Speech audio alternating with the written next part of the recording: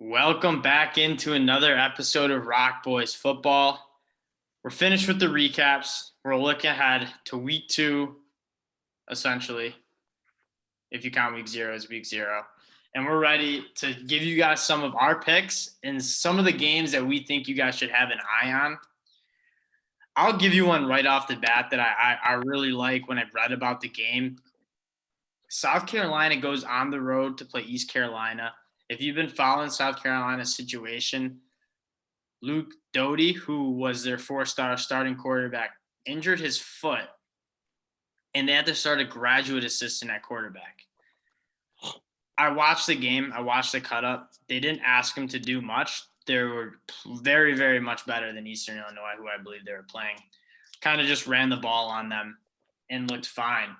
But the story of the game was they were without Luke Doty, their starting quarterback, and they didn't really have that much depth behind them. But they didn't have Kevin Harris, their best running back. Both of these guys are projected and slated to play next week. And they're playing an East Carolina team that got beat pretty bad by App State. And I don't hate this East Carolina team. I actually think they played tough. Beamer in his press conference talked about their quarterback was actually their recruit that they wanted to come to Georgia if Justin Fields didn't commit. So they have some solid talent. I just think South Carolina is better matched up, and I'll tell you why. South Carolina likes to run the ball. If you look, Marshawn Lloyd had 14 carries. I think it's Zadarius White. Let me get his name, though. He had 12 carries for 128. Zaquandre Wright had 12 carries for 128 yards. They ran the ball right down Eastern Illinois' throat, and I think they'll do the exact same thing to East Carolina. And so I think at a minus 120 line, I think the spread's 2. I think there's really good value. East Carolina is not going to be that hard to play in, especially for guys like South Carolina who've played on the road at Tennessee and all over the SEC. Starting quarterbacks. I agree. That's crazy to say that East Carolina is like some massive home field advantage. It's like I don't think people really back that program that hard. I can't imagine it's anything like Tennessee or Gainesville or any of those big SEC East schools that have massive traditions and just rabid fan bases. Yeah, and I think South Carolina has a decent they have some talent on that defense. I mean, Zach Pickens stands out. So I'm pulling up the App State box score because I want to tell you guys the stats. How I see this game going is South Carolina say we're better than you guys up front. We have better running backs and you guys have linebackers. That's what we're going to attack. And that's kind of what App State did. App State, obviously, with the Chase Bryce transfer. Nate Noel ran the ball 15 times for 126 yards, and Cameron Peoples ran the ball 14 times for 100 yards. So they ran the ball 30 times for 225 yards. They were just kind of running it down East Carolina's throat, and I think South Carolina's going to do a very, very similar thing. They can get after you with that defensive line. They have a couple transfers coming in too. So I personally like this pick. 2 points. I think the talent's there for South Carolina. I'm not sold on the coaching yet, but I don't think it's something to scoff at, like a Scott Frost or Ed Orgeron. And South Carolina's rocking. I think there's a little bit more life into this program after a couple tough years. So I like this pick. Dill, I know you haven't done too much research on it, but what do you think? Yeah, I mean, and just to South Carolina, they're always kind of rocking. It's a program that is bad. Even when they're bad, the people really do care. I see it most of Tennessee, Georgia, those teams have had lulls, but those fans are always there. The team's always behind, or they're always behind them. And I actually love having a new coach coming in and injecting some energy, especially on a team that's had some bad coaching. Muschamp was bad. If you watch them play, they were getting after it. They had 2 blocked punts. They had a couple picks. They were playing a fun brand of football. And so that's, I mean, you got to be excited about that. And Muschamp, he doesn't coach that way. That guy, like, respect to him, but he's way too, I think, like, way too intense, but not a good enough coach to be as much of a psycho as he is, because he hasn't inspired anybody to play good as an offensive or a head coach. So I think when you breathe a new, like, fresher life into a team that's kind of been beaten down by not only the coach but also by the teams in their conference, I think it does set up. And of course, like, South Carolina will have far more talent just inherently on the field than ECU, and it just, the line doesn't smell right. What are you That's giving kind on? of the Like, thing is, what are like, you giving on? it's not that I'm so bullish on South Carolina as a team this year. I think they have some question marks a lot of places. First at that quarterback spot, especially when you're starting it. A grad assistant. But when I'm looking at, like, East Carolina, who's not necessarily that good of a non-Power 5 team, they're not bad. I'm not being disrespectful to them. They're solid. But they just lost by 14 points to App State. So it's like they're not sick either. Yeah, it just seems like, and I don't think South Carolina is a Duke. Like, South Carolina is not a good SEC team, but they're an SEC. They're not like Vanderbilt, and they're not like Duke. They're not a team that can't bring talent in. It's like they've not always played to their potential, but they are a team that always has talent on the roster. So I don't worry about, like, a Duke type situation, like, where you're really just betting against Charlotte and not force that. Like, South Carolina has some guys in the NFL for sure. One last thing I'll say is East Carolina likes to throw the ball. They don't really like to run it. They only ran it 12 times. That wasn't their quarterback against App State. This defensive line will get after you. I'm going to mess up his name, but Kingsley Enagbare, Jordan Birch, Zach Pickens, Jordan Strachan, all those guys are extremely good pass rushers.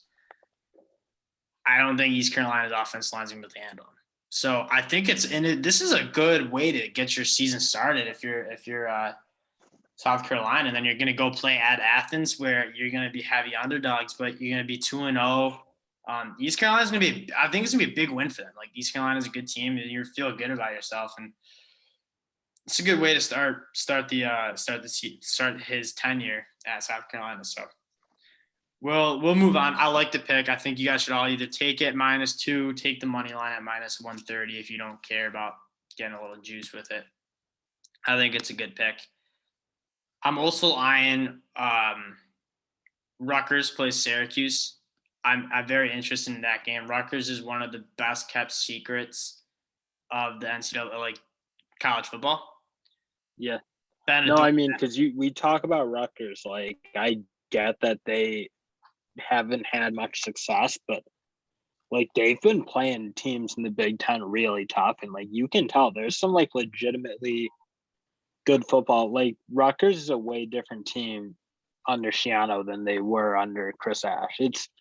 It's night and day difference, and I think you're getting a little bit of a situation where Shiano's way too good of a coach to be at Rutgers, but he's got his history at Penn State, and that kept him out of the Cincinnati or Tennessee job, and I think that's tainted him. And I mean, of course, like, that whole thing was horrible, and it was what it was, but I think he's a better coach than Rutgers is as a fit.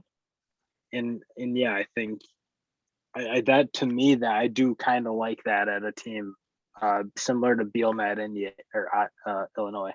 And I think this is kind of the year you see Rutgers change their, like, culture. I think Rutgers would have been super excited to beat Temple a couple of years ago. Like, that's a win. Like, you're not winning any games in the Big Ten if you sneak one against a decent Temple team, or maybe you win one against, like, a bad Illinois team. Like, you're excited. Like, I don't think they were, like, that's just they expected to blow Temple out, and it's on to the next one. I think there's a little bit different. I think same here. Like, 4 years ago, Rutgers is like, okay, if we can sneak out a win at Syracuse, that'd be big. No, I think their mentality is, we're going to go pound Syracuse, take care of business, and get ready for Michigan week 4. Yeah. This is a team I that took agree, Michigan 'cause- to 3 overtimes. They beat Michigan State. They've played teams tough. So No, they were like, I thought they were legitimately very good last year. you return every single player on offense, and then every single player besides Michael Dwumfor on defense, who's not even on a team. Like, I think he's No, I mean, in the NFL. yeah, they've done a decent job rolling some transfers in. I mean, That's what it's been, I they've think. snaked a few from Michigan. I know that, and like they've done a good job of getting guys who maybe didn't live up to their potential at a bigger Power 5 school, bring them to Rutgers, and they're playing good football. I think you got guys like Avery Young at corner, who is, I mean, he seems like a no or a surefire NFL player. Like he can create some turnovers and play really good ball. And yeah, no, I'm with you with Rutgers. I don't know why people. Well, I know why people don't like them, because they were the doormat of That's what it doormats is. for And Wake was forever. this for a while too, where it's like, oh, Wake was so bad in ACC, we're gonna put them as underdogs against every game they play. Like, I think that's the similar treatment that's happening to Rutgers, and there's some value there. I watched the game against Temple. Is honestly, like, you would have liked to see the offense just like put together some more drives, but they still put up 64 points. So I like how their offense works. They like to pound it with Isaiah Pacheco, who had he didn't have a great game, I didn't think. No overall, He's a star. and he can make it happen. He's kind of like what we talked about in a couple episodes prior. He's a gritty quarterback. He's gonna get what he needs to get. He's gonna make the throws he needs to throw. And you have some really good athletes in Bo Mellon and Aaron Cruikshank on the outside who are really good in space. And so with the combination of like having a good run game with a quarterback who can run and guys who are good in space on the outside, defense comes up, tries to take away that run game, that dual threat run game. You flip it out to Cruikshank one-on-one in space, and it's dangerous. So I like it. And yeah.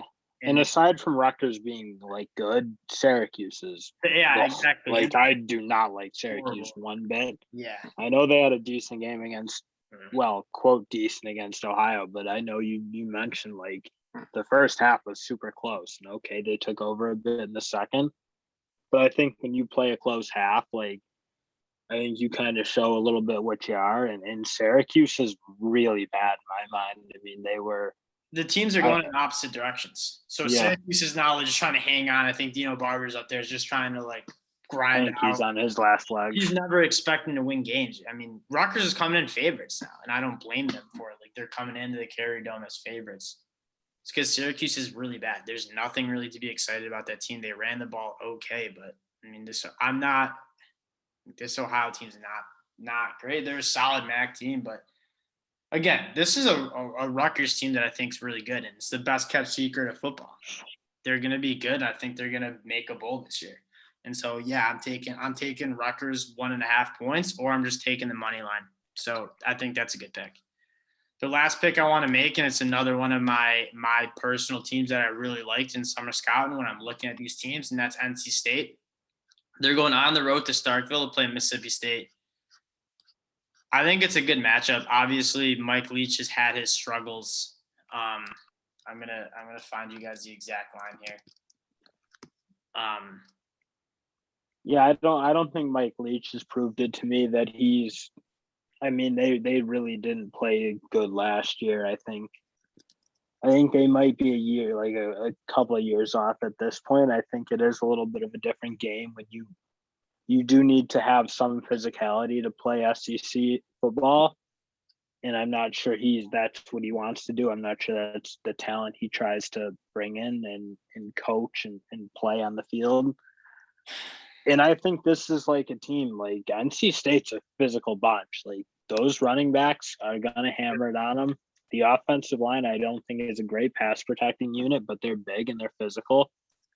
And they should be able to hammer them a little bit and grind them down and control the ball. So that's a good recipe to play Mike Leach. If you can keep the ball out of his hands and make him play physical and grind him, I think I do like that matchup. And I think NC State is very equipped to play that style. NC State looks so good. I mean, and that's what I'll just echo what he said. They're going to keep the ball on the ground and just keep it out of this passing attack's hands. Not that it's that great of a passing attack.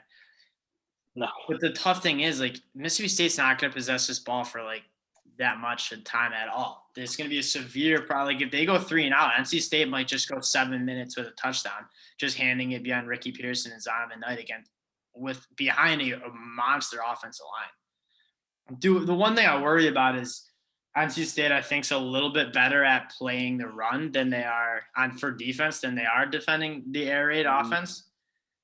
I think they need to utilize blitzing their linebackers, like getting Isaiah Moore, Drake Thomas, some of those guys going, I think is going to be important. Someone like Peyton Wilson too. You're going to want to kind of disrupt. I've never been a huge fan of, I mean, we saw Louisville do it against Ole Miss, where just never bring pressure, just rush 3, drop 8. I don't think that's the way to do it. I think you're going to want to get the quarterback hot, get him uncomfortable. So we'll see. I like to NC State's got some guys who can rush the passer too, I would say. I do think that is something they'll be able to do. I get that. Certainly Charles Cross is a very good player for Mississippi State, but I don't think the bulk of their offensive line is. Yeah, you can have a good tackle, but if you have like weak links, that's like a dominant unit. And yeah. I don't know. You might have like more thoughts on how. What's that? I just don't really like Mississippi State either. I mean, they didn't look good. They should not have beat La Tech. They won by 1 point. And that's not like a particularly good Louisiana Tech team. They don't run the ball very well at all. I mean, they ran it 12 times, which isn't surprising. They threw the ball 50 times. Will Rogers looked all right. But I'm not that optimistic on this Mississippi State team, and I'm really high on NC State. And so it's basically what you're seeing is we're taking some value of teams like NC State, like Rutgers, who are clearly the better team, but we're getting even money because they're on the road against bad teams, in my opinion. And so I like both those picks. And I want to close out the video with just like we like to do it, put together a lot of favorites and a lot of teams that we like. Parlay wise and see what value we can get, and we'll just share that with you guys. Right now we spent a little time putting it together. First one's going to be Florida over South Florida. That's juicy, minus 5,000, but that's a lock. South Florida sucks. Florida's good. I mean, I'm interested to see them play a really good team, because that running. I want them to see them play Georgia. That running game is going to be good, but I just don't know if they can throw it. They didn't really show it week 1. Notre Dame to beat Toledo. Notre Dame looked decent against Florida State. I think more Florida State just made some plays to get that game close, but Notre Dame was the better team. They'll take care of business. Brian Kelly never loses those games. Penn State versus Ball State. Again, that's minus 900, so that's juicy too. Penn State plays Ball State at home. Penn State should be fine there. That's minus 1,700. So a couple like locks just to sprinkle on top. Where we start making money is Texas A&M is minus 900 against Colorado. They'll take care of business. I like this Texas A&M team. Colorado's not going to have to deal with them up front on that. Colorado's bad, yeah. Yeah, so I think that'll be fine. And then where we start making money is Miami's only minus 300 on the road at App State. Is that on the? Can you actually verify if that's on the road or not, D? I thought it was. I'll look. You finish the other picks. I'll let you know.